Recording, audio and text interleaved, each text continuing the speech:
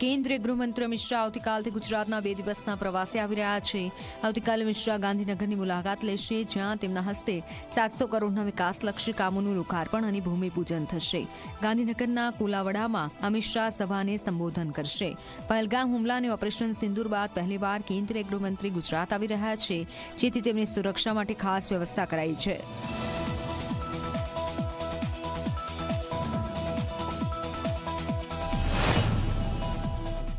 પહેલગામના હુમલા બાદ ભારતે પાકિસ્તાનને જડબાતોડ જવાબ આપ્યો છે અને ત્યાર પછી પહેલી જ વાર ગુજરાતની મુલાકાતે અમિત શાહ આવતીકાલે અને પરમ દિવસે એમ 2 દિવસ આવી રહ્યા છે અને તેના કારણે આવતીકાલે ગાંધીનગરમાં 700 કરોડથી વધુના કામોનું લોકાર્પણ કરવાના છે। એ જ પ્રકારે જોવા જઈએ તો સેક્ટર 21 અને 22ને જોડતો અંડરપાસનું પણ તેઓ લોકાર્પણ કરવાના છે। સૌથી મહત્ત્વનો જે ફેરફાર છે એ ફેરફાર છે કે અત્યારે રિહર્સલ કરવામાં આવી રહ્યું છે।